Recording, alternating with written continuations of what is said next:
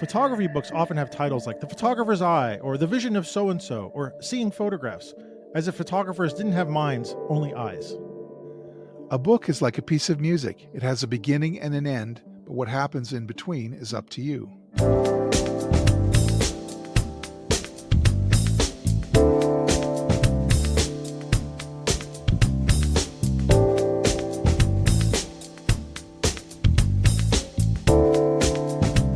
Hey, welcome to the Street Shots Photography Podcast. This is Antonio. And this is Ward. Choking to death. It's Ward. It really is. It's not. It is Ward. Foster. Yeah. This is happening live, and this is episode 215 for the. What are we in the middle of September? The middle of September. Yeah. Jeez, yeah. Kids are back in school. Right. Leaves are starting to fall. School buses are running over people. Okay. Well, I didn't hear that one. Okay. You know what? I can rant a little bit, but I don't know who's training the bus drivers in New York City, the school bus drivers, but they're like they must have trained at like some demolition derby or something. Oh.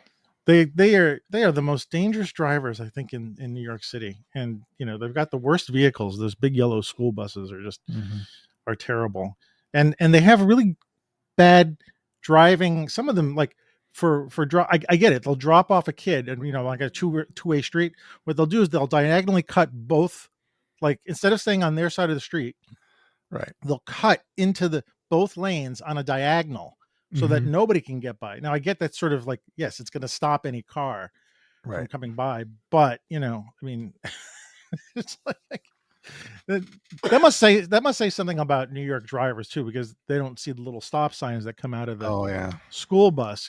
So even with a big fine, that's no deterrent. It's just fines. Yeah. Anyway, so school has started. It's a lot. I don't know if it's quieter, but who knows? Yeah. And it feels like, this feels like the beginning of the year. September always feels like I think I don't know about you, but I always still feel like I'm on a school schedule for some strange reason. I think I did. Now that our kids are older, and I don't really have that ebb and flow. It's just the traffic. I guess the traffic looks different. But I mean, just in terms of like your general overall like feeling, do you still feel like September is like the start of a year in some way? Not really. No, I don't think. I don't. It's just here. There's this kind of doom waiting for the snow to fly. You've got right. Yeah, well, that's part of that, right? Yeah. But that's not like a hunker down. It's back to school. It's we're back at it. I don't really have that feeling. Okay. All right. I don't know. I hated school. So September comes up and I kind of dread, like it feels like the beginning of a season. Right. So, the beginning of therapy, because they all go away in August. And so therapy starts in September, right. School starts in September, the seasons change, like all of a sudden like a switch flips sometimes, and like our temperature drops. So anyway, yes, it's the middle of September. That's a long way to say that. And we don't know what the area code is, do we, for 215? I didn't look it up. Good. So let's just leave that as homework for the viewer. Yeah. What is area code 215? 215. If there is one, yeah. So how have you been? I've been good. Well, there's some stuff we'll be talking about. I've been doing the last couple of days, and good.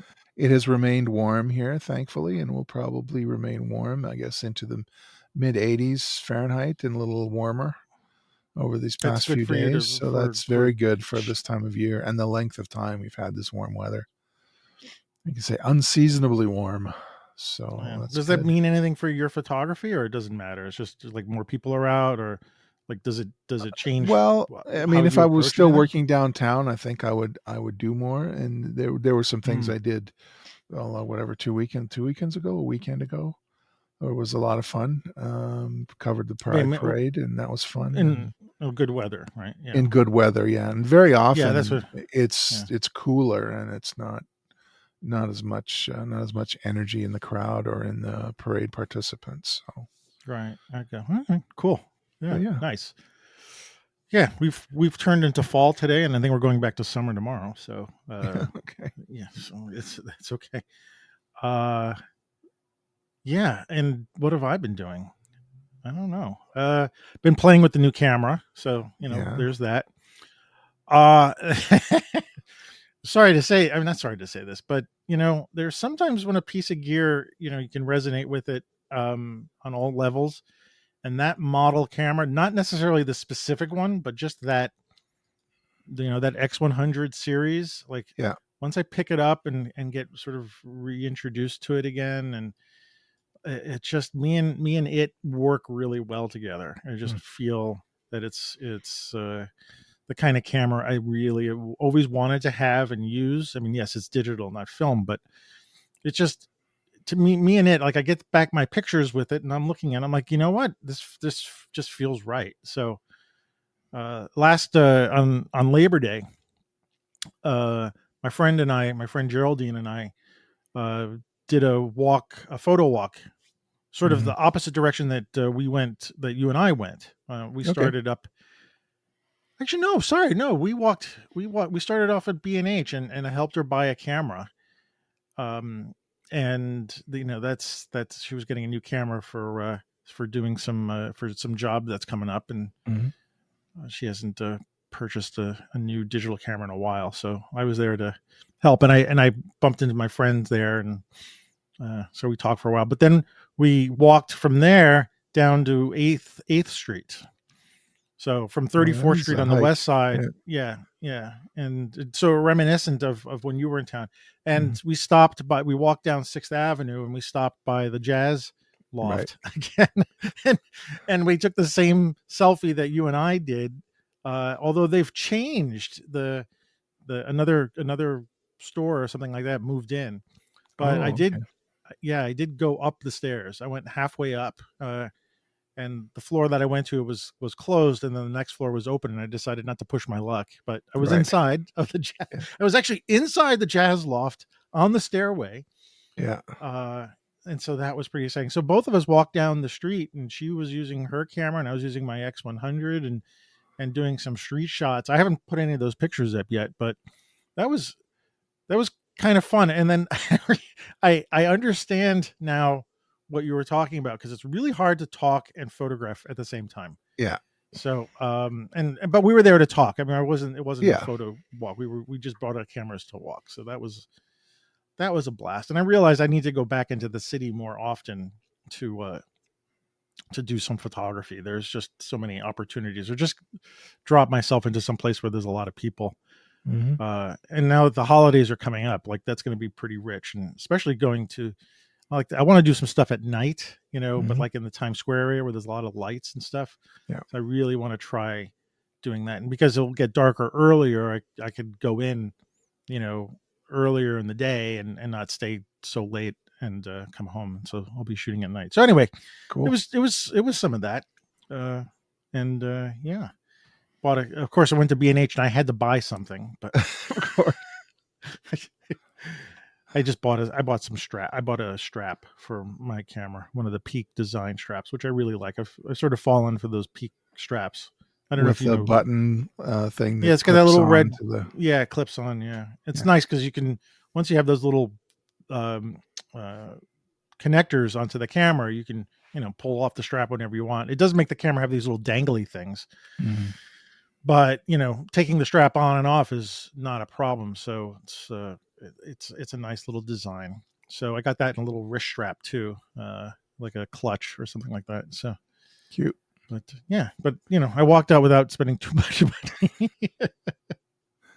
It was in Yeah, the 2 to 3 digit, not the 3 to yeah, 4 digit. yeah, Yeah. yeah. There was some lenses that I was intrigued by, but I also took a look at sorry, this is a gear thing, but I did take a look at the Nikon ZF, Yeah. their version of, it's kind of like the modern version of the FM2, or the Is it whatever, a the full frame F3. or is it a crop It is a full sensor? It's frame. They have two okay. cameras. They have Oh, the ZFC and they have the ZF. right. The ZFC first came out, and it's been around for a zillion years, and it's got that retro look, but Mm-hmm. it's the smaller frame. And then the ZF is just the big brother of that but more modern things going on inside, and a full frame. And I got to say, if I sell some gear or stuff like that, I'm going to get that Nikon. Yeah. No, I'm not going to buy it now. I wouldn't buy it now, but it had a 40 millimeter lens on it, and that seemed like such a nice. It like seemed like a perfect focal length for that camera, and those I don't know. Nikons have lovely electronic viewfinders, don't they? Yeah, this was really a nice camera, and plus it's got all the stuff on the outside. And my friend, we'd already purchased the Sony, or she put the order in for it, and then we walked by and I showed her the ZF, and I said, she bought a Sony, and I said, and she was looking at this, she goes, "Oh, I like this one." And I was like, "Yeah," I said, but the Sony's got better autofocus, but it was a bit. She was, "But I like all the stuff on the outside." I get it. I go, "Yeah," but it's like it's more expensive than the Sony, and it's. But yeah. Anyway, it was. It's a temptation. You're walking that place. So, yeah. So speaking about temptations, yes, yes. As we segue into this segue in a ham-handed consumeristic way. Yeah. Well, before we do that, I do want to mention. Usually bring this in the beginning, but one of our listeners, Tim Arthur, bought us some coffee. Wow. He bought us 5 coffees, and he said he loved the mayor discussion. And so thank you, Tim, so much. That was a fun one to do, because we were really lighting fires on with that discussion. There was that, and I felt thankful that you were able to see a lot of the same stuff that I did, and how inspiring it was, and the full thought around her and the work and where she fits. Was great. Yeah. But thank you, Tim. Thank you so much. Thank you, Tim. And I'd like to put a sort of a rain check on continuing a discussion with her, because I can't imagine we could have solved or talked her out in a half an hour. So I would love to pick that up again, maybe with somebody else too, if we can get someone else to come and talk to her. But yes, Tim, thank you for the coffees. I'm definitely caffeinated for sure. So I really, really, really appreciate it. So if you want to join Tim and support the show and buy us a coffee, it's buymeacoffee.com/Antonio Rosario. I'll put that up at the end of the show anyway, but figure this is a good time to put it in and make Tim a honorary producer for today's show. Very cool. Thanks, Tim. All right. Anyway, so yeah, now to segue into stuff. Yeah. So this weekend, we're recording this on a Sunday. This weekend, for those of you who are in New York City, you might know of the International Center of Photography. And if you're not in New York City, you may know about it, but it's like the one large photography museum in New York City, and also an education center. And they were having a photo book fest this weekend, Friday, Saturday, and today, Sunday. And I decided to go to that. I went yesterday. You have all the cool stuff. Well, you know what? Again, another embarrassment for me is just like I had not been to the Photographista place, and now they're going to be closing. Although for those of you who are in New York, you still have 20 days to go see the Vivian Maier and Bruce Gilden show there. It's going to close on the 29th. But I have not been to this. ICP has been in different locations in the city. They first, or at least the first time I went there, they were in this really old sort of Gilded Age building on like West 87th Street, right off of Central Park. It was a really nice place, but it was never big enough to hold all the stuff that they would do. It was a nice gallery space, and it was definitely Gilded Age kind of thing. And then they moved to 6th Avenue and 42nd Street, in which they had this sort of modern classroom space that was sort of underground a little bit. And then they also had a museum space or gallery space across the street. So they sort of occupied 2 locations. I kind of like those locations, but especially the classroom thing. They had this giant underground classroom thing, and then they moved down to Essex Street now, and it looks to me like, I'm not sure about this because I haven't researched it, but the building might have been specifically built for them. So it's like a modern building with multiple floors, and the ground floor is the entrance, and it's a coffee shop, a cafe, and a bookstore too. They have all the books and other things. Which I walked in to go show my tickets, and I was like, oh, hamana. Yeah, it was like a wall of books, and I was like, all right. I said, well, I'm going to the book fest. It only costs $5 to go to the book fest, so that was nice. And I went there. I brought an empty backpack with me because I did anticipate buying some books, and I actually asked you for some recommendations because I just kept shoveling on pictures from my library until you said enough already. I know. I wanted to get a couple of books at least so that you and I can have the same library in some sense, so we can talk about it on the show, or if we decide to do something else with books, we both have the same book. So I thought it would be a good opportunity for me to see about buying at least one or two of the same ones that you had. And I did get a couple of books that I know you have. So that's a good thing. But it's multiple publishers there, publishing companies I never heard of before. But I'm not very well versed in the photography publishing business, so I don't know if they're new or not. It was overwhelming. Yeah, There was 2 floors of books of vendors and publishers, and they also had a couple of classrooms running some seminars, which I didn't really go to, and I don't want to spend all day there. right. And it was very crowded. And I did scope out all the different publishers, and just the sheer number of books that I want. And photographers I've never heard of too. I think going to see like a book fair like this is a great way to get yourself introduced to people that you've never heard of before, because these, especially with the smaller publishers, they're producing books for photographers who are, they're experimenting, and so I don't know where you get the chance to see all this stuff, because you're not necessarily finding the books on Amazon, and you're definitely not going to find a lot of the stuff in the library. I can guarantee you, Yeah, you're not going to find some of this stuff Yeah. in the libraries, and where kids can look at it or stuff like that. So I didn't spend as much time scouring. I was looking for some of the books that you were talking about, and I was going to pick up there was 2 Ralph Gibson books I wanted that I saw, and then I walked around and I totally lost where they were. Like, oh no. Which is probably good, because I would have bought them in addition to all the books that were already stuffed in my bag.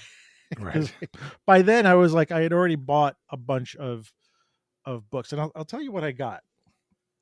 I got this book called Photographs Not Taken, a collection of photographers' essays, edited by Will Stacey.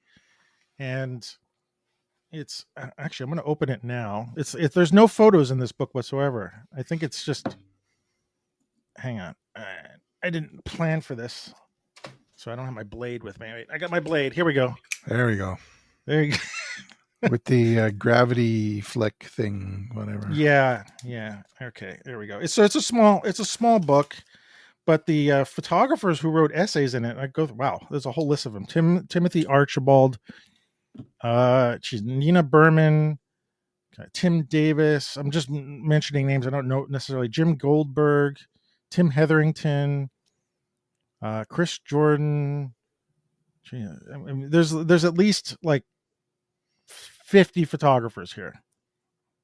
David Mizell, Alex Webb, Rebecca Webb, Mark Power. So let's see if I can read you what the book is about. So on the preface, it says, Photographs Not Taken is a collection of essays by photographers about moments that never became a picture. I have asked the photographers within these pages to abandon the tools needed to make a photograph and instead describe the experiences that did not pass through their camera lens. Here, the process of making a photograph has been reversed. Instead of looking out into the world through a camera lens, these essays look directly into the mind's eye to reveal where photographs come from in their barest and most primitive form, the original idea. These mental negatives depict the unedited world that could not exist in a single frame. So it's by Will Stacy. That's an interesting premise for a book, for sure. Yeah, it caught my eye, especially because I started to think about, like, well, what is it, the books that I want to get here, and I decided to sort of aim at books that might help me for doing teaching. So I thought this would be a good thing to read and add to, whatever curriculums that I'm going to create in the future. The next book I got is called Looking at Photographs. So this is just another. I think this is a book by, what is it by? Laurent Julier. I'm probably pronouncing that wrong. Jullier. But it's another book essay. It's sort of an introduction guide to about how to look at photographs. But it seems like it's not just an intro, you know what I mean? But again, I bought it in the idea that I could use it for help with inspiration coming from other people's work. Yeah. Another book by Sophie Howarth called The Mindful Photographer. So being present is the key to mindfulness and to taking great photographs. That this helpful guide will show you the way. This is the way.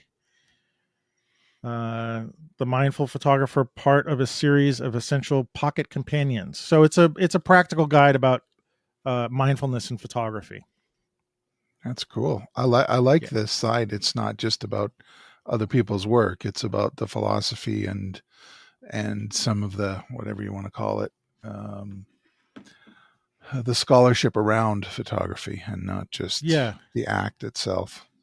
Yeah, I figured that was a good way. That one not taken. I'm gonna have to get that title from you. I'm gonna see if I can find it locally here. And and it was not an expensive book. It was only like $15. It's $15, so it's a worthwhile little thing.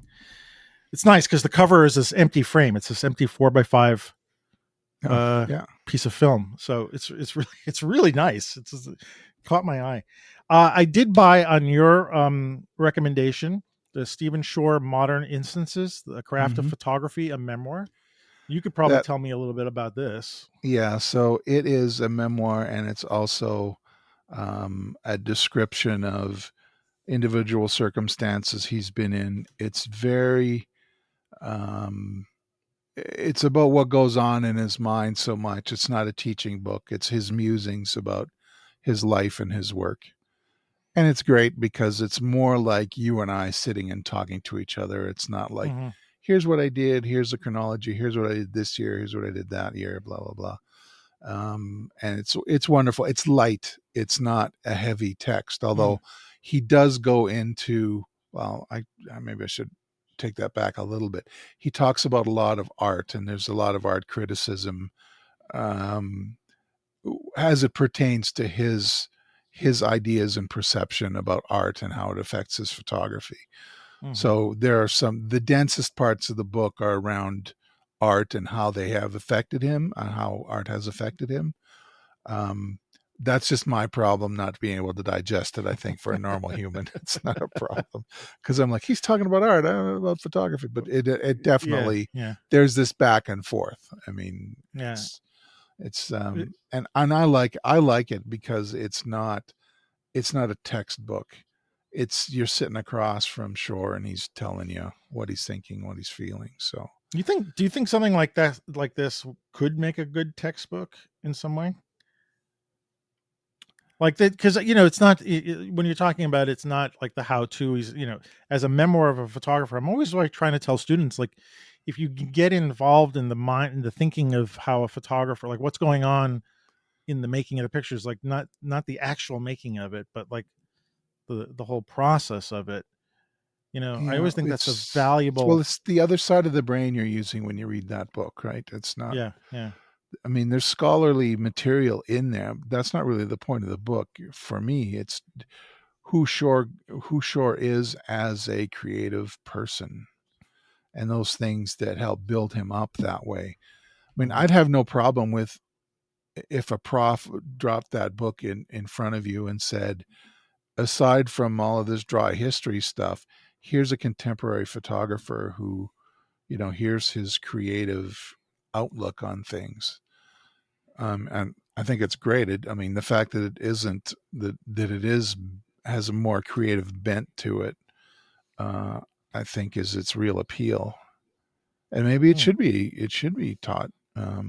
Maybe it is. We don't just know. The way it is. Yeah. We don't know. But know. No, it's very enjoyable. And most chapters are very short, 2, 3, 4 pages. There's usually one photograph associated with each.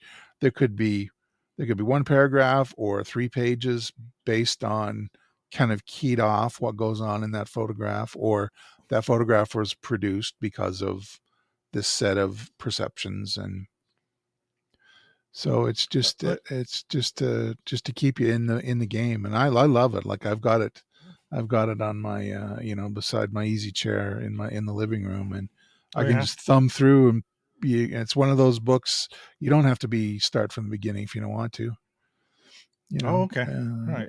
I think I'll start. But I did the first time. The first 2 times I read it, I went from front to back. Oh, wow. Okay. Wow. So it's interesting. I haven't unwrapped it yet. It's the book cover is really nice because it's got a sort of what looks like an etching of a camera obscura. So it's a very low key book, but the back has got a couple of blurbs from the Washington Post. Says Modern Instances is more than just a collection of musings about a life lived in the arts. The book itself is an artwork.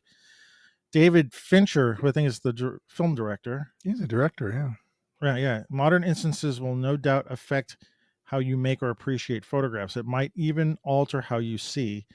And then Alex Soth says, Modern Instances is the textbook I've been waiting for. It's about craft and biography, and the subtitle suggests, but it's also a guide for living. So that's an interesting thing to say. So this one I'm probably unwrap and maybe start this week. I'm in the mood for something along these lines. So the books continue. Hang on, there's a couple. Oh more. Wait, there's more. Now how much? There's more. Well, actually, there's a couple of. Hang on. I'm gonna pull these out. There's a publisher in Brooklyn called, or at least they were in Brooklyn, called Red Hook Editions. They've got a picture. They've got a logo of the giant crane. That's cool. The cranes that are down in the shipping cranes that are down in Red Hook. But they're no longer in Red Hook. They moved to Queens. But they were giving out these zines called Dog Food. And you look at them, and I'm not gonna obviously people who are listening are not gonna see them, so I'm just showing you Ward. Yeah, they're really sort of designed and experimental, and they're just these great zines. And they gave out I took 5 of them. They were actually making them for free, and they're these great zines. And so wow, cool. I picked up a bunch of these also because I do teach zine classes, and I wanted to have multiple samples of zines to show people who come to that class. So that was nice. That was really nice. I got to meet the guy who was running it too. I also went to the Magnum booth, or actually this one was from the Aperture booth, and I bought a book from Todd Hido. It's called On Landscapes, Interiors, and the Nude. It's a photography workshop series. And it's just, if you know Todd, how do you pronounce his name? Hido or Hido? I honestly don't know. I thought it was Hido, but we could. I'll say Hido because that sounds better. Okay. I don't know. But it's all a book on his pictures and like why he's photographing them and how he does it, like the color of emotion, the intimate distance, finding your way, right? And so it's a nice selection of his pictures, and then paragraphs about as if you were talking to photography students. But he also signed it. I got a signature. Nice. Yeah, so he signed it. That was nice. And then last but not least, I bought uh, at the Magnum booth. Okay. They had a copy of Trent Parke's Minutes to Midnight.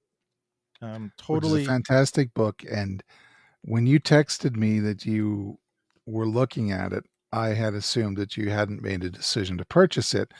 So I was giving you a rough time. The number that you said that they wanted for it, I'm like, oh, it's a great book. It's not worth that. I mean, I would spend my money somewhere else. I said, well, don't judge me because I bought it. And I'm like, oh no. Now I feel like a horse's ass. Yeah. So okay. Well, to But be it is fair, it it is is. a book. It's amazing book. To be fair, it was pricey, and I rationalized and judge by saying it will be my early birthday present. Which you can say about anything that you buy, Yeah. as long Yeah. as it's before your birthday. You can say after your birthday. It's like, well, it's a belated birthday present. So yeah, it's so I have to blame you. Okay, great. So I feel bad. It's a double whammy. I give Well, you you're the grief one for who got spending the money on the you're the book. one.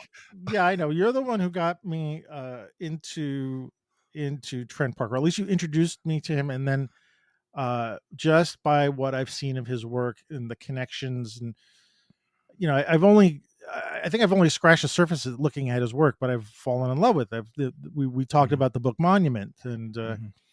I, I have at least two copies. And At least two. sorry, I actually by accident ordered a third, so that's sitting on a shelf someplace. I didn't realize I did that. I wanted to have one so I could thumb through, and the other one is a collector's thing because it's just a beautiful Mhm. book in itself. And I won't rehash that. We can go back to that episode, Walk in the Park. But when you have this book, yes, Yes, I do.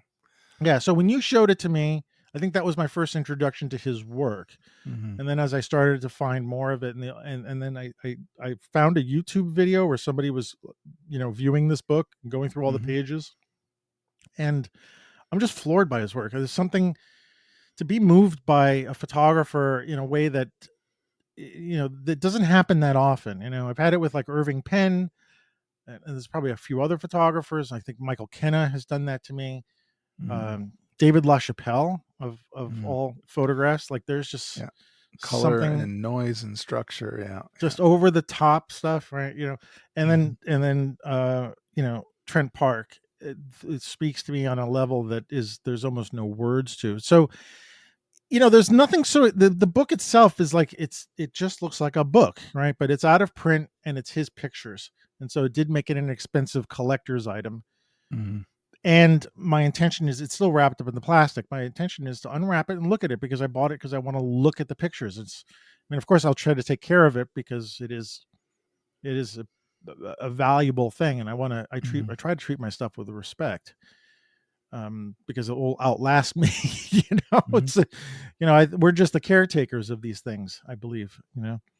So yeah, so that actually after I got that, I told the woman at the counter, I said I gotta go now. Yeah. I gotta leave because and then that's what I was trying to find, the Ralph Gibson books, and I didn't. And I actually want to get one of those books, but I'm glad I couldn't find it because that would have just sent me over the edge. But Trent Parke was well worth it, and it was a book that you have, and I'd like to sort of do you and me talking about it sometime. Sure. Yeah, Yeah, there's something amazing about the light in that book, and also echoes into Monument too. That light, that low, morning and evening light at that latitude. It's yeah, fascinating, different, and slightly alien to us that are in North America. Yeah. yeah. And that cover with these bats that are translucent wings, and it's just you know and it's printed on it like it's printed. I mean, you must have the same one, but the pictures are printed on the linen. Yeah. Like it's Yeah. not a book cover. It's really kind of cool. So, oh, all right. So I got that, and we'll leave that. We'll shelf that. Literally till Yeah. the next time. But I did see. Remember, I don't know if we talked about it, but the photographer Matt Black had a I know book. of What Matt Black. He's a Magnum guy. Yeah. Yeah, American Geography, I think Oh no, was. I don't know that. Oh, I maybe have that. it's. Maybe we did, but I don't know if we talked about it. But anyway, his book was there, which I have, and he signed that. And then there was another version of it that was the cover. His book was all black, right? And even the type is all black. And it's this trip that he took through the United States. I'm not doing it any justice by this description, but it's incredible photography, right? And then there was a second volume there that was all white. That was the same name, and it was part of the same trip. And I almost bought it, and had I not gotten this thing. I still might get it, but it was think of it like an Irving Penn and Bernd and Hilla Becher combined. Oh, okay. Where he's photographing ephemera and garbage and debris and detritus and cataloging them. So they're like double page spreads of like crushed beer cans, and they're black and white, and there's like hundreds of them all lined up, sort of like a catalog. And I didn't quite get it immediately because I was not sure I wanted to I wasn't sure I wanted this book about this catalog of items. But now that I've been thinking about it, it makes a nice companion to his other book, and it's part of the whole process that he went through while he was photographing, because he was photographing America and all the things that make, in his mind, what was making America, at least during this trip. So I think I might get it. You know, I'll put that on my Amazon list and hopefully buy it, or go to a store and buy it. So yeah, so that's it. I walked out with a good selection of books. You know, I've got stuff to keep me company as the weather starts to turn. I can sit and read at the coffee shop or here. And, you know, this Trent Parke book, I'm going to have to, like, you know, it's going to have a special place. Yeah. Take care. You know, don't want a cat scratching it. Otherwise, like, that cat will have to pay the ultimate price. All right. Well, you just won't eat from cat owner right there. Yeah, no.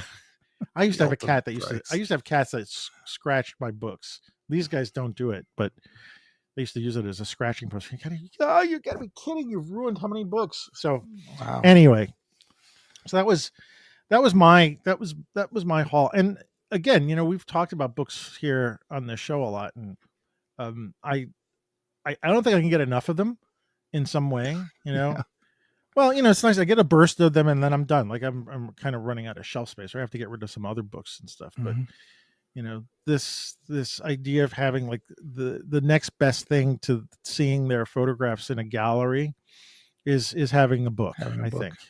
Yeah. And so I just wish I could have spent more time there.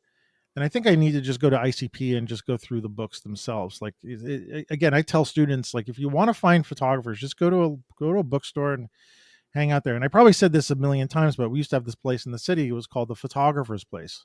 And it was just a bookstore for photo books. And it was a big bookstore for what it had in it. It was amazing. And, you know, we don't really have those that much anymore. And for people who are not in a place where they can easily go to a bookstore, you only have Amazon or something like that where you can order, you know, it's a little trickier. But I would say anytime you get a chance to go to some place and just dive into the books, it's just a great way to, like, you know, if you randomly pull something off the shelf and take a look, you know, you don't know what you're going to find. So anyway, that's my, that's what I did. That was my week. You did.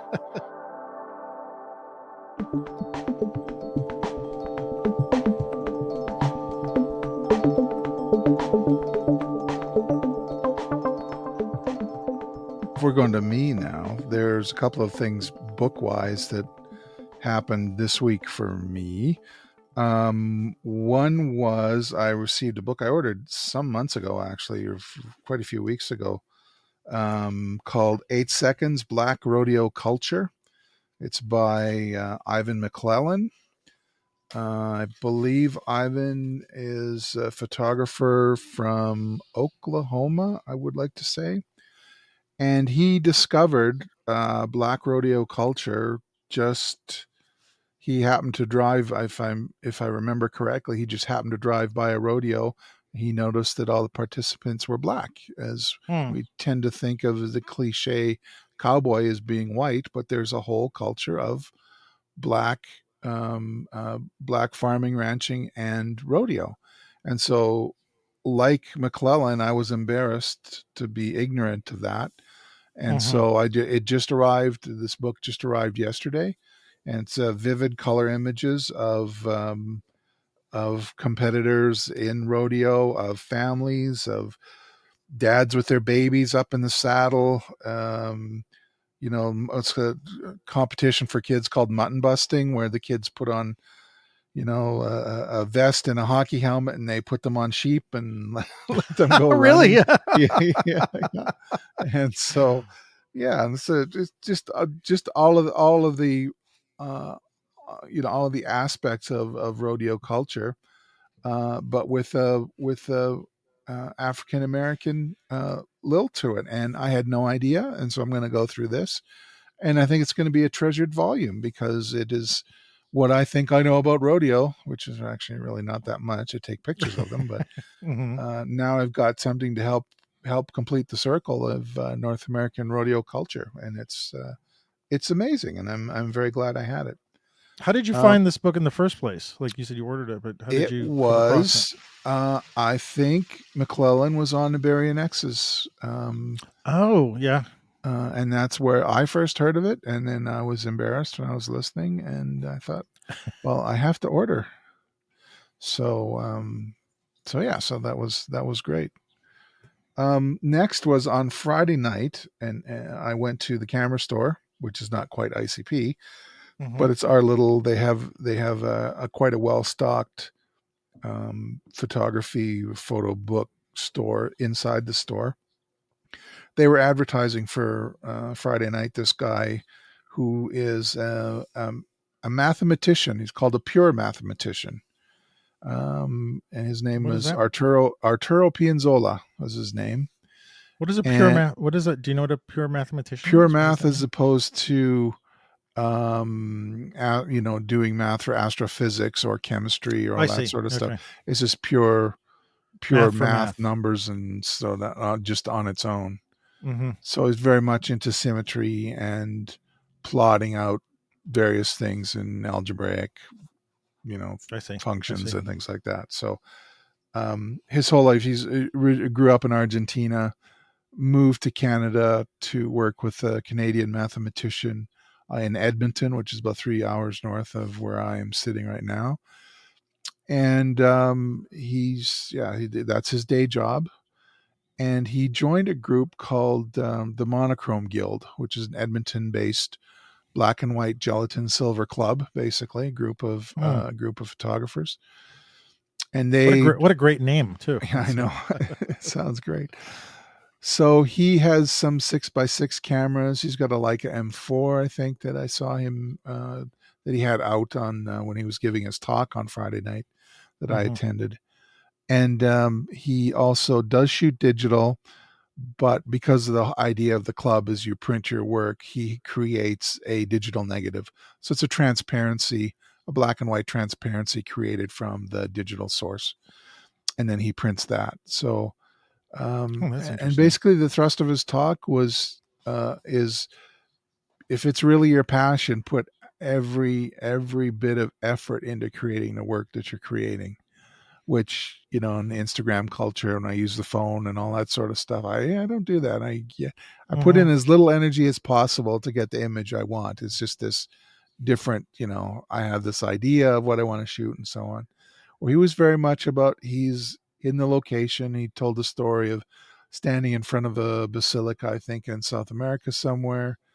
And, there was it was a crypt. It was like an outside crypt, like a small, almost like a sarcophagus out in the street. And there was the Virgin Mary standing as a statue behind in this kind of scalloped in area of this presumably a basilica.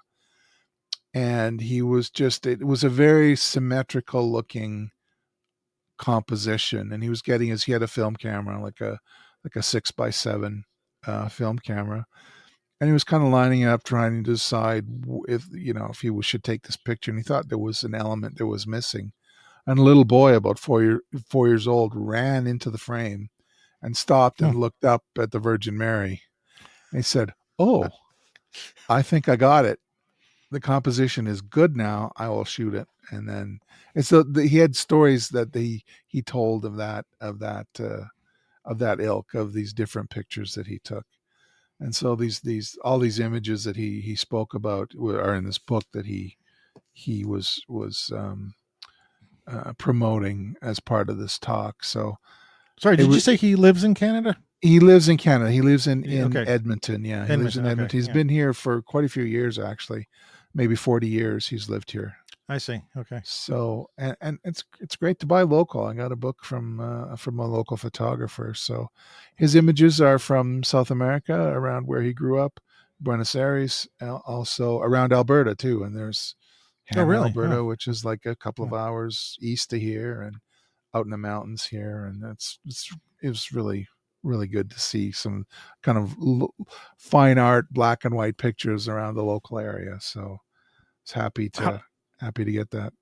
What's the date? Does there a date range in the book? Like, is it of a certain period of time, or it's just like a? That's a good question. Actually, that never came up, but I'm just looking at the images here. I don't think there's anything earlier than perhaps 2000 in these. There may be stuff from the 90s, but it all to my eye, I think it's all pretty recent.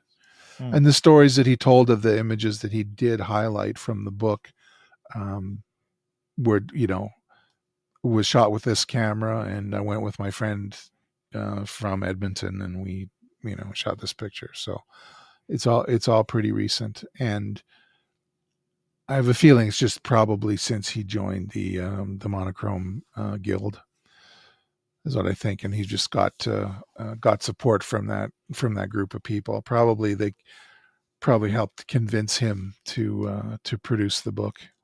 Is it a self-produced book, or is it? It is, yeah. He's selling it. Yeah. I mean, it's in a few different camera stores, but it's in, if you look up the Monochrome Guild, there should be links there to the book. All right, we'll make sure we put that in the show notes too, so that we can click on that. And so I believe it is for sale on the web. I could be wrong about that. I purchased this in the camera store right after his talk, and it's funny because I told him, I have a book in here. My friend Mark and I have a book in here, and it's just right over there. So he ended up buying. He and his wife were there, and they said, "Well, we have to buy your book." So they ended up buying. It was the last one that they had in stock there. So that's great. That's great. So, and we dedicated the books to each other. So that was kind of nice. Oh, that's nice. So. Yeah, and it's nice to just sit and hear someone who's passionate about photography in a different way than you are. Like there's always lessons you can learn about somebody else who's doesn't have the same equipment, or doesn't have the same interest in the gear, or doesn't have or just comes from a different background entirely, and how they discovered and how they work and how they think. You're getting into Stephen Shore too, same kind of thing. Like it's nice to peer inside somebody else's mind about their creativity and how they work. Do you find yourself like, I mean, how can we not compare yourself to someone like that? Like you were just saying before about Instagram and how how you think about pictures compared to someone like him. And I was, as you were saying that, I'm thinking the same thing. It's like, there are people who live and breathe photography, and, which this gentleman sounds like he's doing in some way. And, I tend to sometimes want to, like, I wish I could be like that. There's some part of me that wishes that. And I don't know if it's just, someone saying, well, just do it. You can't just do it. Like there's something further, there's something deeper about it. So anyway, I was just curious about that from your point of view. Well, I asked him in the Q&A after, I said, if your day job is mathematics, a very concrete, academic, procedural thing that you're doing day in and day out. And I said, how do you separate, like I talk about my own experience, how do you separate the act of shooting, the whatever you want to call it, pre-visualization, lining up the shot, whatever, the shooting, the developing, the printing, and the spotting of the print. He had a story about one print that was particularly dirty. The negative was really in poor shape, and there were spots all over.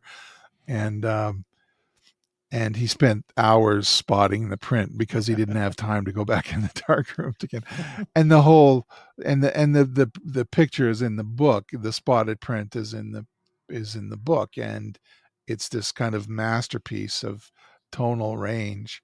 And he was talking about how you get the ink and it's pure black, and then you water it down until it's the right tone on the print. Well, if it's too light, that's not a problem. If it's too dark, you're screwed. Dark, right? I So remember he was those telling things. that Yeah. story. Yeah, I was lucky. I didn't have to spot too much, but the whole what do you want to call it, the mystery and the joy and the frustration and the victory of that particular picture was all these hours of spotting it to make it to make the print in such a way that it's world class fine art print that's in a book Right. now. Right. um but yeah, so I asked about how do you separate that concrete academic part of you from all these different steps of photography. Now myself, I love those steps, right? I get Right. to go out, I Right. get to hold a camera, which is kind of a valuable thing. I get to line up a shot, I get to look for all these beautiful composition, and I get it home and do the post processing and blah blah blah and the posting. That's all fun. He says he wore glasses, and his head was down while he was listening to me, and he just looked up through his glasses. He says, "I just love it all," you know, which is like the best answer ever. I'm like, sold. I want to buy a book now.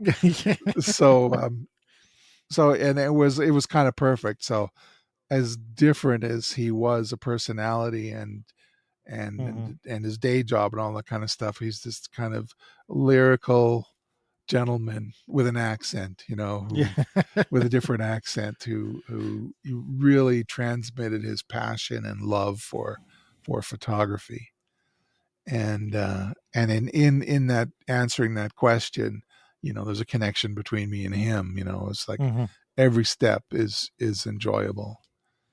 So Do you see, and I don't have the pictures in front of me, so I don't know what they are, but can you see any connection with his photography and then what he does as a pure mathematician?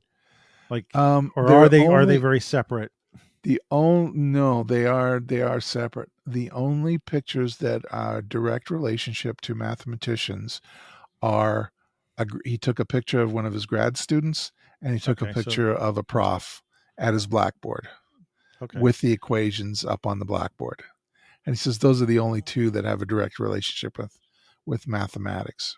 So you look at his pictures and you couldn't on a list of, if you had to guess what this guy does for a living, you No, could probably not guess from the no, picture. Okay. Oh, that's no. interesting. And the whole thing is the whole what's the word I'm looking for? The conceit of this book is he tells you in the foreword that he's a mathematician exploring the world through photography.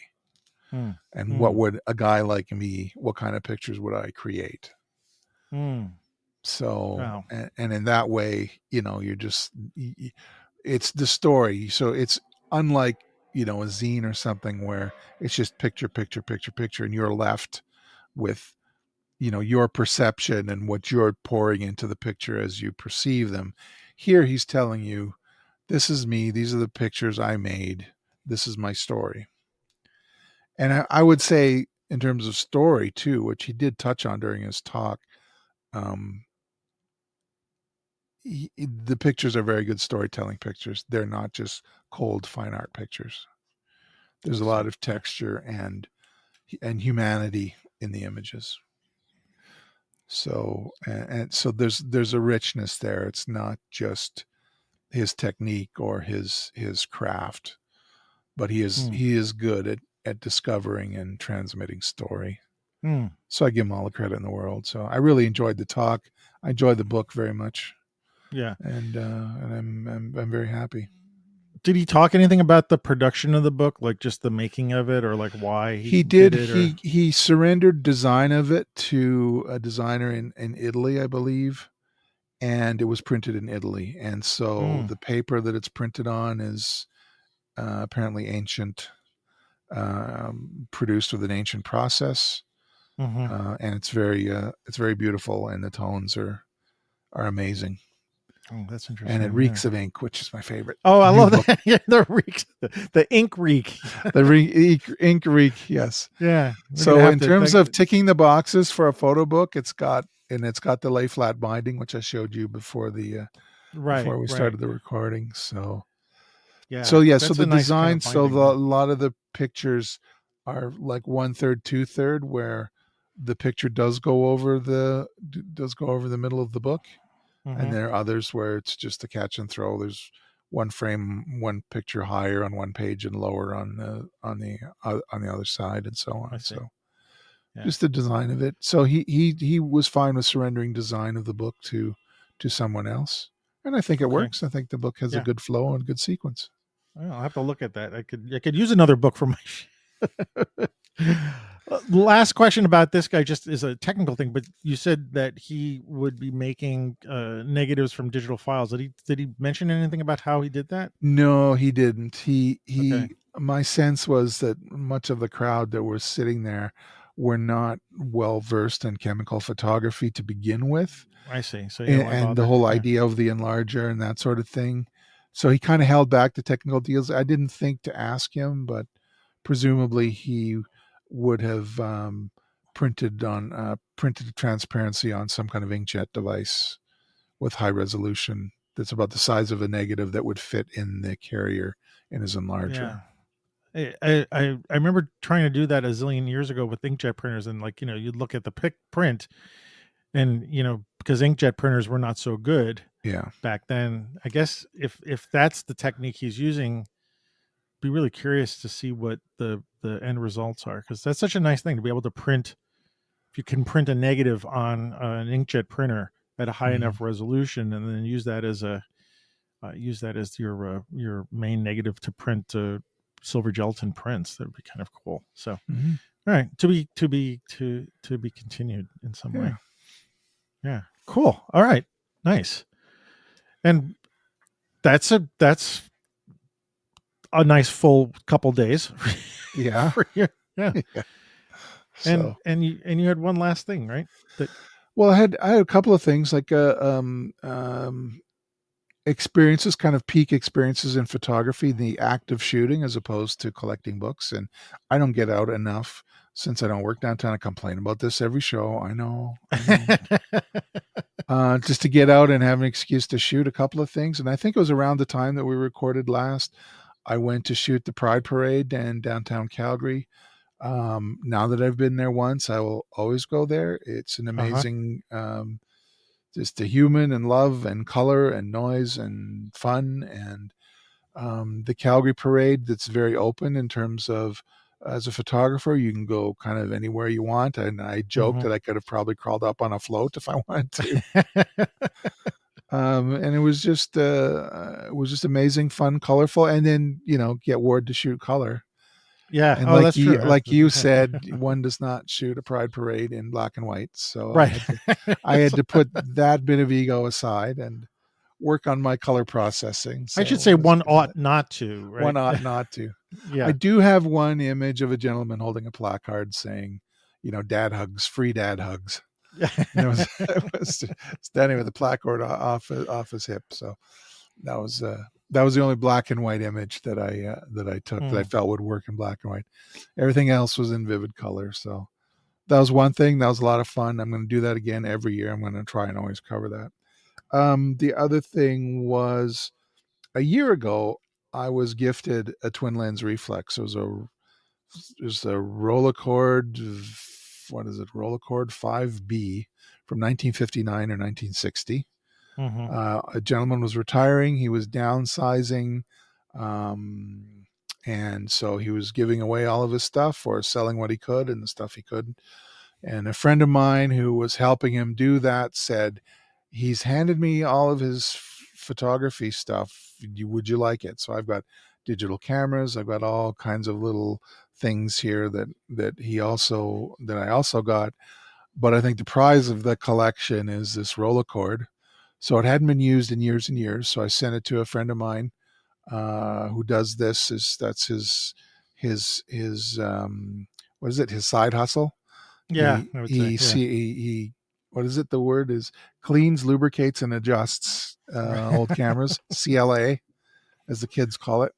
So he cleaned it up, and that was ready for me a year ago, and I hadn't run any film through it. And so I decided, oh, enough is enough this summer. Another summer is going to go by, and I haven't used this twin lens. So I put a roll of film in it, and I went to a little car show, little car club show. There was celebrating 100 years of Chrysler products or whatever. So I went there and I just shot this roll of Ilford HP5 in a 120. It was these would use as 120 film, and sent it. I didn't do my own processing, though I almost have enough stuff here. I probably could have, but anyway, sent it to a local lab. A young couple have a lab here in the city, so sent it to them, and pictures came back on Thursday or Friday. They scanned the negatives. They're gonna mail me the negatives physically, but they did scan them and sent me the scans. And I did some digital processing on the scans, and they turned out amazing. The lens is sharp. It's providing the coverage that, the kind of feeling, the twin lens medium format feeling that I missed from my old plastic, whatever twin lens that I used to have. And my Yashica, I had a Yashica Mat 124G. And so we printed, I didn't print, I just processed them in Lightroom, and it's amazing. So the gentleman who brokered this deal for me to get all of this equipment, including that camera, he's a few years older than I am, and he said he'd like to get a portrait done of himself for his family. Oh, okay. As a legacy thing. And I said, well, let's use Lawrence as a gentleman who owned this gear originally. I said, once we get Lawrence's camera figured out and it's good, why don't we use it? And nice. Now that these pictures have come back, and I think I underexposed a bit, but it's weird. I always underexpose my film. So, well, did you used to underexpose and overdevelop? I used to. No, I used to. I was a consistent underexposure. Okay, dude. just in general, you didn't just compensate add a half for the a stop overdevelopment. or a stop. Yeah, it's typical Ward. You wanted the extra speed in some way. No, it's just like reading the scene and going, no, I could use another half a stop. Anyway, so I just pinged him tonight here after I posted the pictures on Instagram. I said, look, these pictures look good. I think we should go ahead and do this portrait thing. So yeah, between the Pride Parade and now I had to wait 3 weeks to get the negative scanned because they're a very busy lab. And so I got them. And so these were all gifts. Like all this stuff happened this weekend. Wow. So it came to a head. Yeah. I got these 2 books and I got these negatives, these negative scans. And so, yeah, there's a lot going on, man. And, I saw the pictures that you're talking about, the ones that you shared with us, and they're very simple. They're just pictures the front of the car or detail of the headlights. They're as much. They don't really cover my love of old cars so much because I really don't love old cars. They're like a taster though. They're like a little taster, but there's a lot of chrome and some high contrast, and like how does the film render it? There was a little boy who's about, I don't know, 5 years old, 6 years old, wanted me to take his picture because his dad said, oh, you got this old camera, like whatever. And that little boy is saying, can you take my picture? I'm like, sure. So I got a picture of him holding a Slurpee cup or something in front of one of these old cars. And so I took that picture. And just really loving the grain pattern of seeing film and seeing the grain again. It was good. It looked very special. It looked like a special shot. The one shot I saw it, and I could tell that you made sure that your reflection wasn't being seen in the chrome. Yeah. There was some shot I was looking at. I was like, I wonder if he was like, and I looked. I was like, oh yeah, you positioned yourself so that you would be like this amorphous black shape in the chrome. And I was like, okay. And I would say never, but in school, I was doing mostly 35. I didn't do medium format until I was shooting stock, and then I wasn't thinking about it in the terms of like a useful, like way to make good art pictures or anything like that. It was just, I'm going to make bigger negatives or bigger slides, I should say. And it's nice to sort of come back to that now. When I saw your picture, I was like, boy, man, I wish, like I kind of wish I had done this way back when it was, film was cheap and the camera, you could have the cameras, and it was just something nice about it. It's not a nostalgia feeling because I never really had it. That's funny too. I didn't think it was nostalgia. I had a bit of nostalgia operating the camera. Now it's a Rolleicord, not a Rolleiflex. And so you advance the film till it stops, then you cock the shutter, and then you release the, focus, do your thing, and then you release the shutter, and then, it's there are a couple more steps than just winding like on the Rolleiflex. It's got a crank. And another thing too is I went out. That's another thing. I've got another Yashica Mat 124G that I've lent to my son to use, and we went out last weekend and shot some street work. But those cameras, they have a crank, and it does everything for you. It advances the film and it cocks the shutter, and it's like a modern mechanism. But there's that something of lining up and then reaching underneath the lens to cock the shutter, and there's some kind of classic about it. Yes, it does slow you down, but my first time using a twin lens reflex in over 30 years, I was going to be slow. Yes. Yeah. And so, and that was all the fine. viewfinder is all backwards. Right? The viewfinder's, you turn the camera to the right and the view goes to the left. The left, yeah. Right. But I see my friend Gary, when he CLA'd it, he looks like he put in a Fresnel lens finder glass in there. So it's brighter. So it's brighter. Yeah, it's very bright. Image is very bright. So it's very happy to see that. And grid lines. It's got grid lines on it. So nice. Helps you with the helps you, which is funny too when you tip the horizon. And when my son Thomas and I were out shooting, you tip the horizon, it's like, whoa, it's getting worse. It's sort of like, right. I'm getting seasick with this thing. And then I shot up a building. Oh my God. Trying to shoot up a building. This was this last weekend. And then trying to get the top of the building to be line up. Yeah. And I thought to myself, and then the voice said, twist from the hips. Okay, now I'm getting it right. It's not moving the camera, yawing it left and right. It's twisting at the hip. That's how you get it to line up. Like, what do you mean twist from the hips? Wait, when you're pointing the camera up, right, and the top of the building you want to be like, parallel to a few millimeters, parallel to the frame. But it doesn't seem to line up, right? And so in order to get it to line up, you have to turn the camera, but you turn the camera in the wrong orientation, right? You want to turn it in your hands like it's a steering wheel. No, that's not right. You want to turn at your hip so that it's so that you're changing on a different axis. Okay. Oh, maybe that was what's driving me crazy. It was like a minute of like, what the hell am I doing wrong here? And my son is standing there. He's got it all figured out. He knows what he's doing. He's shooting his pictures of detritus and mylar balloons blowing out on the street. And he's got color and I got black and white. And we're doing our thing. But I'm like, God, I got a digital picture of this very same composition, but I don't have it in square. And this will be a great way for me to get it right. And I went to all the trouble of trying to calculate the exposure and everything. And I'm like, God, it's not lining up. And I'm like, twist. I just heard this voice run high. Twist from the hip. Okay, there we go. Now, there we go.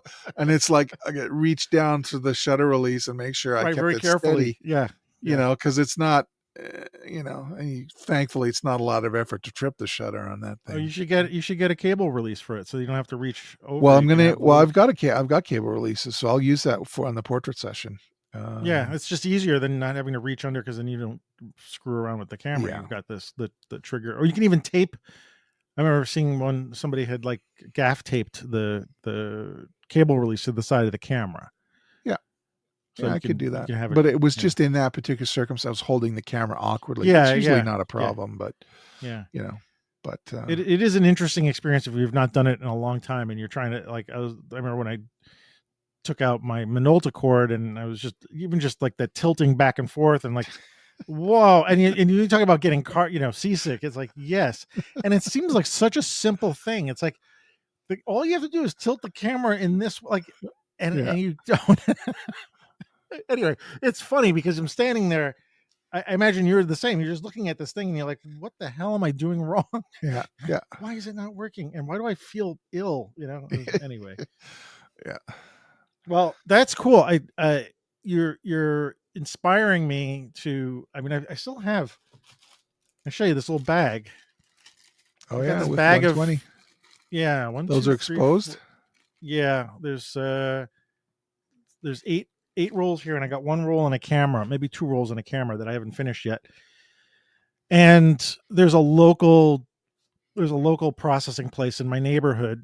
Not quite, but it's like on 5th Avenue and 18th Street. So I can drive over there, and I want to do that because I want to support a local processing place. And someone told me that they're very good. So you got me sort of hyped up to say I should probably draw. This film has been sitting around for a while. So can we plug these labs? Because I would like to. I can't plug this lab right. You can plug your lab. I can't. Okay. I don't know the name of mine yet, but I will when I process it. You tell me the name of your lab. Mine's called Neat Film Lab, and they're in the Inglewood neighborhood of Calgary. And it's a young couple, Haley and Louie. Okay. And they're going great guns. I wish them all the best. And it's nice to have. They do black and white. They do C41 and they do E6.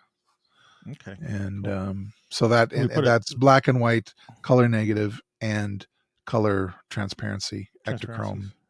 So E6 processing. E6 processing, yeah. Yeah. Send me the link and I'll put it in the show notes. Will do. All right. Okay, cool. All right. I think my watch just buzzed me and it said time to reflect on time to reflect on the show that you've just recorded. So let's tell the world. Anyway, first, thanks. This was I'm glad we got to talk about books like this. It's a nice sort of Sunday afternoon, evening thing to talk about. So it's all good. Yeah, I hope everybody who's listening is enjoys this as well. And you know what? If there are books or photographers you guys know about that we don't know about, just drop us a line. I'd be really curious to be able to we've got this network of people out there who are listening to the show. It'd be great to hear what photographers they're into and sort of bring them into our sphere of influence. Just to so we can discover them as well. So yeah, I would say drop us a line. So anyway, Ward, where's the world finding you these days? Well, on Vero and X, formerly known as Twitter, I'm at W Rosin Photo. Instagram, I'm at Ward Rosin Fine Art, which, by the way, those car pictures that I took are posted there. Okay. I put a soundtrack on it. I put the Roadrunner song from the cartoon. Okay. Because one of the cars in the sequence, I think, is a Roadrunner. So. Is a Roadrunner? Yeah. Yeah. On Facebook, you can find me at Ward Rosin Photo. My website is rosin.ca. And I promise one of these days I'm going to put up most of my street work and my film work because I have a feeling there'll be more film work coming. Mm-hmm. And our unofficial sponsor is Ornis Photo. Unofficial sponsor. Our unofficial sponsor. And I am trying to build relationships with other manufacturers outside of Seven Artisans and Photodiox, although they are great partners to work with. But I'm trying to expand that reach and market and hopefully generate some more sales. So that's it for me, my friend Antonio. Where can we find you in the internet? Oh, and I do want to mention that it's Ornis, ORNIS .photo. Yeah. .photo. So just make sure you got that address in there. You know what? I'm going to skip a lot of my stuff. So, all right. I was going to say, I'm going to say, Instagram would be the place to look for when I post on Instagram. My website is so my Instagram account is Rosario Photo. My website is amrosario.com. But we've been getting a lot of traction on Substack because we've been posting a couple of articles lately. So I kind of want to lean people towards me to go to our Substack. I think that's going to be a nice place to sort of hang out. So go check out our Substack at streetshots.substack.com. All right. You guys know where you can find me in other places, but I really like to build up the Substack community. It's a nice it's growing nicely there. And I like what I see about what other people are doing with the community and just the sort of the social aspect of Substack. So I think I'm just going to lean towards pushing that a little bit more. So go check that out. I owe you a couple of articles, probably some things going on. Maybe, as you know, the weather closes in, I'll be inspired to write some stuff down. I also like summing up our, taking this podcast too and turning a little bit of it into a. Well, the Vivian Maier discussion, I think, has really generated some interest, and I really like your article about it too. So I'm gonna keep doing that. So that's good. If you want to leave us a voicemail, you can do it at speakpipe.com/streetshots. You can leave us a little 30, 40, 90 second street thing, voicemail. So, and. If you want to emulate our honorary producer Tim, you could support us by buying us a coffee at buymeacoffee.com/Antonio Rosario. So thanks again to Tim, and he's our honorary producer for this episode. I'm really happy that's really fun to be able to say that. So that's very cool. Yeah, so that's it. We're good. We actually had a show tonight. I'm always happy when we can find something to talk about for a while, and I'm hoping everybody finds it interesting. Anyway, I'm already now in chatty mode, so I got to stop. All right, everybody. So we'll see you guys at the end of September. And Ward, thanks for joining me tonight. Always a pleasure. Yeah, and to everybody, have a good rest of the September, and see you in a couple of weeks. We'll see you. Good night.